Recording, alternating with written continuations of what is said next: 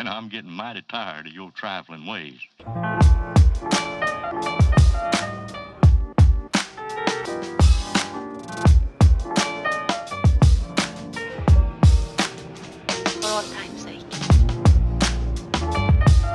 Back at the Bellagio, 9:45 in the PM, Wednesday evening. You know what that means? Back on the mostly reverse sleep schedule. Just about to start a session here on the wait list for the old 510 game. 2 games running. I think I'm like 5th up or so. Today's vlog is going to be mostly a quick recap video. Been a little while since we've had a chat, so a couple things to cover, a couple events that went down. First event, Live at the Bike. Los Angeles, California, well, Bell Gardens, California, Bicycle Casino. Yeah, so Live at the Bike.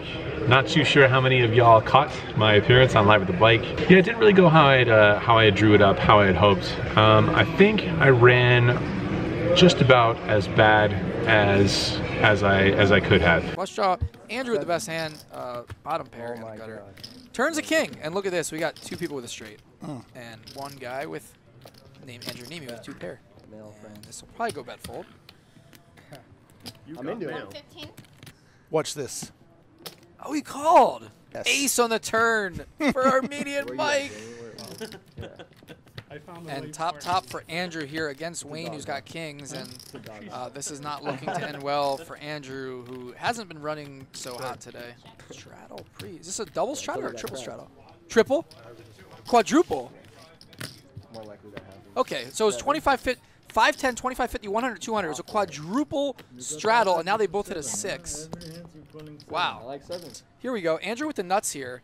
But Joe has a flush draw. But Andrew with the nuts here, and the river is a 6 of diamonds. That gives Joe a flush. You know, Joe's hand could easily be pocket 9s here when he raises and then check calls turn. Yeah. And Joe snap calls, and this is not going well for Andrew. No, not at all. Ramsey with a pair and backdoors, and Wayne with top pair, and Andrew with bottom 2 here. Oh no, Ramsey went all in! Oh my god! Oh no. Dude, I told you. Ramsey goes all in and Andrew snaps. And we have a $2,100 pot with Ramsey and Andrew Neeme. I just remember on YouTube thinking like, oh, this game's so great, like Matt. Oh my god! I'm sure it's like awesome. And then, like, oh no, he hits the 2 pair on the turn. And Ramsey wins a $2,100 pot. Just did Andrew Neeme so dirty. What is going on? Pretty much nothing went my way for the 2 games that I played. First day was 5-10 uncapped. Second day was 5-5 with a 1,000 cap, which basically became a 5-5-10 because almost every single person was straddling. Day 3, I just hopped in the booth, the commentary booth, so that was fun. I couldn't lose any money in the commentary booth. There was a few comments that I saw here and there about me looking fairly miserable while I was playing. And I thought that was interesting. I think at first, maybe through the first couple of hours, 2.5 hours of the show on day number 1 on Tuesday when we were playing 5-10, I think I was fairly miserable. At least partially, somewhat miserable. We did a recap video, a live stream on this channel, and if you missed that, I basically talked a little bit about how for that show in particular, you kind of hope to run good because I've been aware of the show for a long time, perhaps over a decade now. It's been going for that long, which is really cool, really impressive. It's been kind of a staple amongst the live poker scene, and it was my first time on the show, and you kind of hope things go well, you hope things go your way, but as we all know by now, it's pretty impossible to sort of dictate the way that you're gonna run in such a short time span. Each show is about 4 hours long. Put those 2 shows together, that's 8 hours, and that's basically 1 normal length poker session. If you've seen some of my videos, we know that a poker player can run pretty poorly over the course of 8 hours. We know a professional poker player can play poorly over the course of 8 hours, 1 session, 2 sessions, however many sessions. I definitely ran bad, made some calls that I maybe could take back, but I don't really beat myself up over any particular place that happened during those games. For sure did not go my way in the variance department, and that's that. During the last hour and a half or so of day one, I sort of resigned myself to having a bad session, accepted it, and basically enjoyed myself the rest of the time that day. Overall, it was a pretty fun experience, a really fun experience actually. It was really cool to meet all of the crew that works on that show, as well as Jamie Staples, Kevin Martin, Matt Staples, Chris Staples, Ramsey and Derek, who are both Live at the Bike regulars, and lots of other people who I got to say hi to and chat with while we were hanging out at the bicycle casino. So those things, definitely a positive. Good times despite losing hundreds and hundreds of dollars. As mentioned, back in Vegas now. I did manage to get one poker session in between Live at the Bike and right now. That session happened 2 days ago at the Wynn. 10:11 p.m., hopping in the car.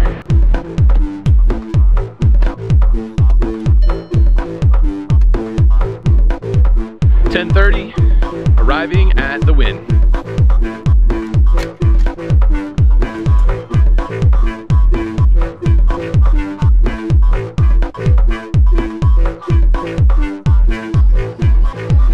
$11:06 p.m., cards in the air.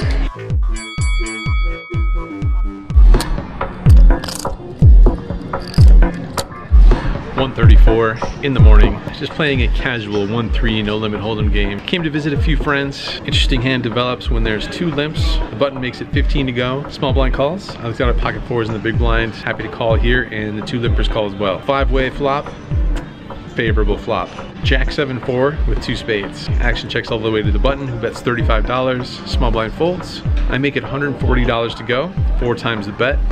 Folds back to the button, who thinks for a while and then calls. Turn is an offsuit 10. We're about $400 effective here, something in that neighborhood. I think if I had some sort of a combo draw here, maybe like a 10-9 of spades, 10-8 of spades, I think the ideal wager amount is all of the chips. I go ahead, jam all in, $400 effective. Button goes into the tank, eventually decides on a call. River runs out, I roll my hand over, and it's good. Button mucks his hand, take it down here at the bottom set.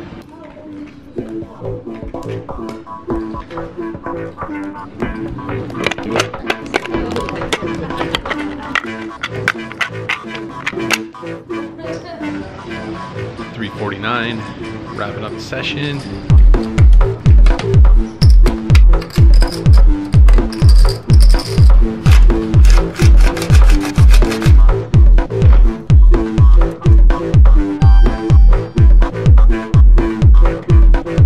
$4:04 in the morning. We were into that game for $600, cashed out for $1,534, $934 profit.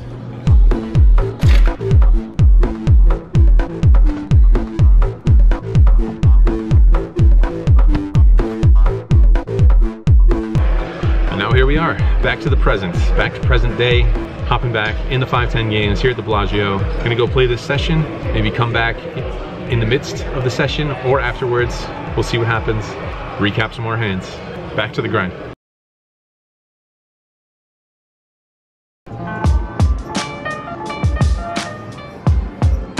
It's early in the morning, the wee hours, our old familiar friend, the very early morning.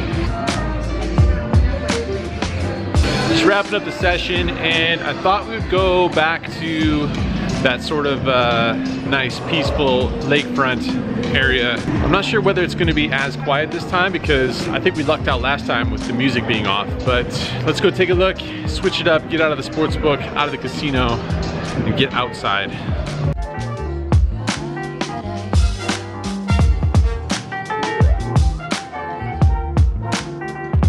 Some of the old songs.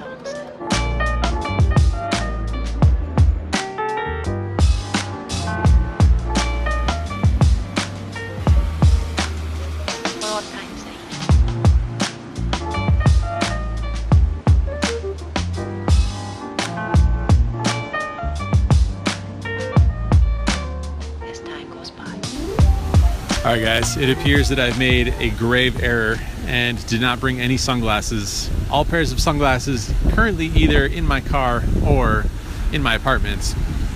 Not a good situation. when the sun is this bright after this many hours on the grind in the casino. What can you do? You power through. All right, so some hands that we have to go over real quick to wrap up this session officially. There's some fun ones in here for sure, and I'm gonna try and move through these as quickly as possible because there's a bunch of them. So let's get started. First interesting hand, the middle position player opens for 40, and I look down at Jack 10 offsuit in position. I decide on a call, and I think I kind of butchered this a little bit. I actually think you could go any way here. I don't mind a 3-bet really. I don't mind a fold either, and especially so because he made it $40 to go, and I think this player had been varying his bet size according to his hand strength slightly. $30 was the standard, $40 was a slightly too much more premium hand. So when he makes it 40, I actually think I like a fold a little bit more, but I decide to call it in position, take a flop, and the big blind calls as well. So 3 ways to a flop, which comes Queen Jack 6 rainbow. Flop ourselves middle pair here. Big blind checks, initial raiser continues, and a pretty sizable bet at that, $120. Really not enjoying the situation. He bets full pot. Story is continuing with a better than average hand here. It's hard to flop a pair though, so I decide to continue. I make the call, and the big blind calls as well. So still 3 ways here. Turn is the 8 of hearts, which brings a backdoor flush draw. Big blind checks. Once again, initial raiser does not stop. Continues betting here. This time he bets 220, so he does slow down a little bit at least. One of those spots where, once again, not loving it, but we pick up straight draw equity, and when that happens, combined with the fact that he sizes down percentage-wise according to the bet compared to the pot size, don't really feel like folding here either, so I make the call, and this time the big blind folds. Heads up to a river card, which is a brick. We do not approve. He still continues betting. He bets $440 this time, and by now I am officially done with the hand. Let it go, make the fold. That's that. Not really thrilled with that, with those developments. Could have done a few things differently there, I think. All right, trying a different angle here. Trying one where I can actually sort of see, sort of. So things kind of continued in that fashion for quite some time, quite a number of hours. No real major big pots, never got stacked, but managed to get into the game for $3,100. Just making second pairs, making top pairs that aren't any good, and calling a bet, not getting all the chips in the middle, like I said, but just sort of bleeding away here and there, making second best hands left and right. When that happens, as you guys know, adds up pretty quick. So into the game for over 300 big blinds at this point. Moving on to the next fun hand. We're playing 7-handed here, and the under the gun player makes it 30. There's a middle position call, and I look down at pocket kings on the button. Premium hand, 3-bet time. I make it 120. Both of those players make the call. So 3 ways to a flop, which comes rather favorable. King Jack Jack with 2 clubs. They both check to me, and I decide on a check to try and let some people catch up. Seems almost impossible for any cards to come that could hurt us. But that being said, I think I might like betting here a little bit better.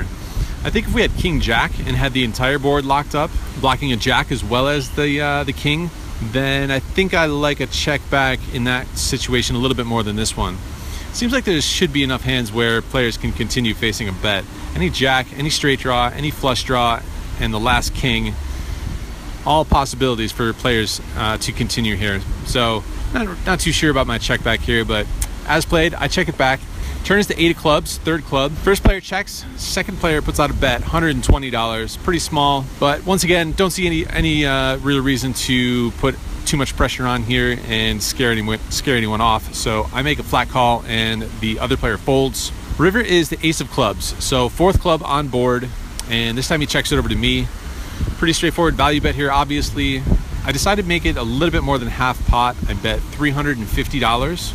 Obviously trying to get called by a club, and if he happens to have the queen of clubs, that's fantastic, but trying to maybe average it out to where some other clubs could call us as well. So I don't know. I pick a sizing of 350, thinks for a bit, and he makes the call. Good news, we're getting paid off there with that value bet on the river. Next interesting hand, I open up Jack 10 offsuit from middle position, the cutoff, and the small blind call this time. Another 3-way flop here, which comes 9-6-3 rainbow. Small blind checks, I put out a C bet, I make it $60. Both players call. Turn is an ace, which brings a backdoor flush draw. I think it's an interesting spot because I think you could either bet or check here. I don't think I would be betting my ace highs in this exact situation, but I certainly don't think it's bad to be betting my ace highs in this situation, meaning on this flop. It's going to be pretty hard to just call down with a pair of sevens or even like a 10-9 type hand, call 3 streets. Seems like an okay spot to be barreling 3 streets with an ace high type hand. So when the ace comes, it seems like it should be a pretty good card for me. Just something about this exact situation where I don't think I would have bet my ace highs, but it's not like anyone knows that anyway. So I think it's okay to continue betting here on the turn and represent the ace. Unfortunately, that's not what I do. I think it's probably best though. Considering that I have jack high and very little equity, I just decide to check it and the action checks through. River is a second ace, offsuit ace. Small blind checks it to me again. Considering I have jack high here and doesn't seem like anyone's too interested in the pot, the last position player is sort of talking to somebody and not really paying attention. I just decided to stick out a bet. I put $150 out there. Both players fold almost immediately. So we get it done there with the river bluff, the delayed, the bet check bet line gets it done, I guess. Not too sure, really not too sure about that line, but this time it works out. Moving on to 7-handed action here. There is a middle position open to 30. I look down at pocket queens this time on the button and I make it $100 to go. The big blind cold calls and the middle position player calls as well. So 3 ways to a flop, 10-7-4 rainbow. The big blind leads out for $120. Middle position folds. Certainly a case for raising. Could mix in some 8-9 type hands as well as maybe some ace highs, but I just decided to flat call here. See what happens on the turn card. 5 of diamonds bringing a backdoor flush draw. This time he bets $120 again. Since there's no obvious straight draws that would have come in on this card, it seems like he's most likely trying to put out some sort of a blocker slash pot control type bet. And I don't think I want to let him do that, considering the number of draws available on this board.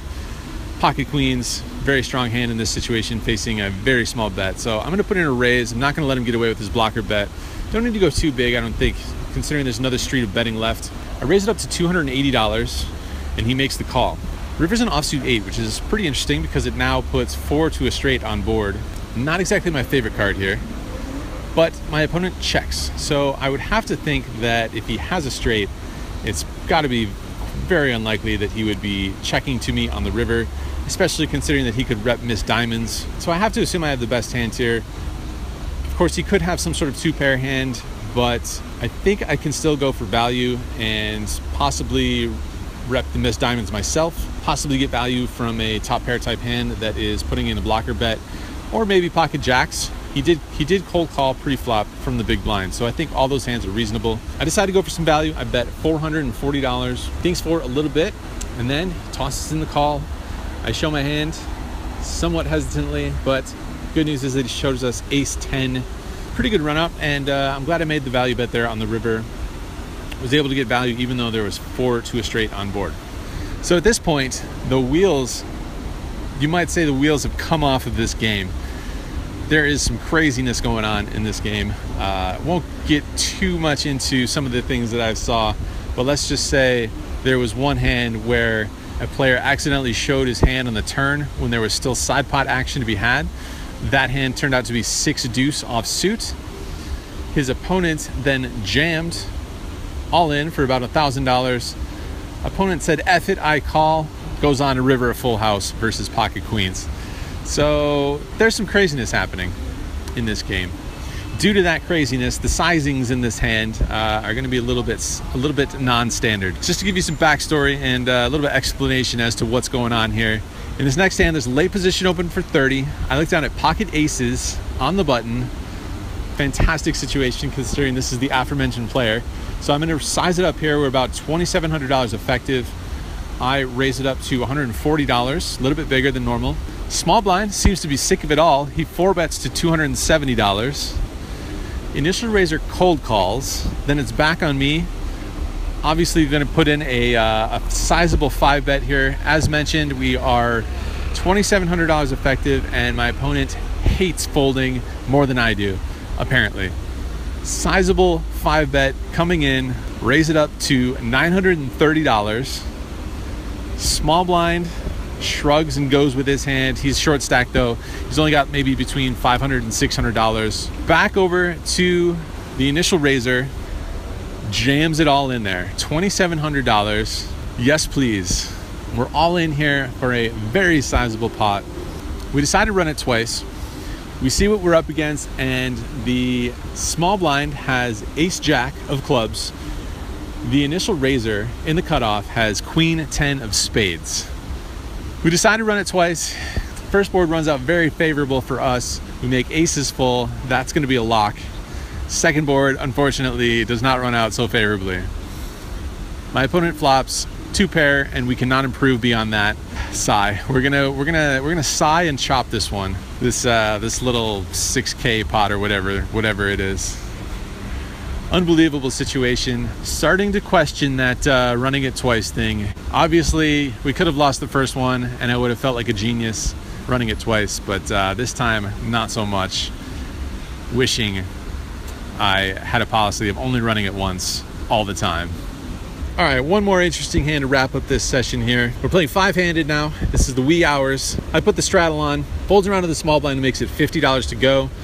Big blind folds, I look down at ace-3 offsuit, and I make the call, defending any ace in this spot. So heads up to a flop, queen 8-3 with 2 clubs and 1 heart. The small blind bets $80, and seeing as how we flopped a pair, and as we know, very hard to flop a pair. Gonna continue here, see if we can improve, and in fact, we can improve on the turn. It's the ace of hearts. Brings a second flush draw on board, but gives us top and bottom pairs. This time the small blind continues. He bets $200, not going anywhere, not doing anything other than making the call here.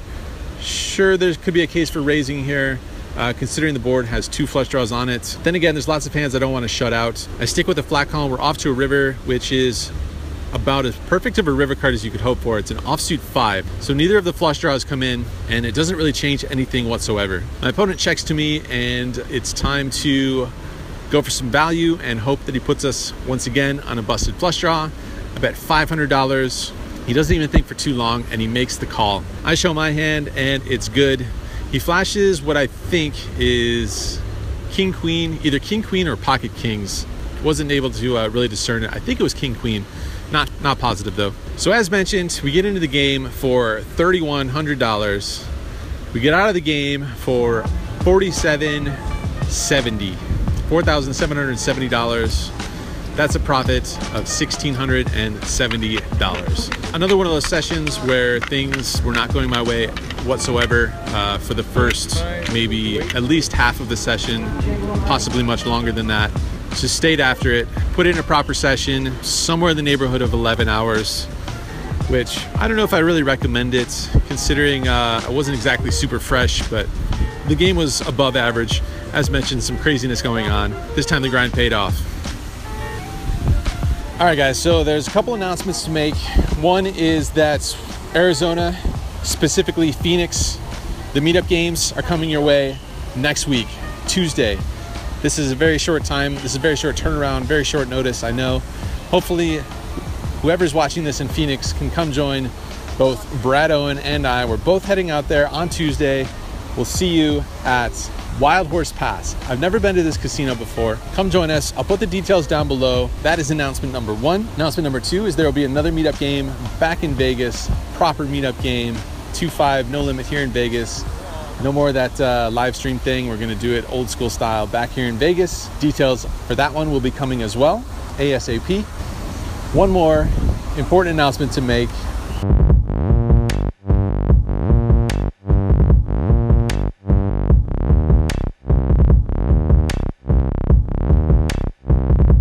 That's right, guys, we did it. They're here, they're finally here. We got ourselves some official favorable hoodies. These guys are made in America, super minimalist, and you might be noticing one thing here.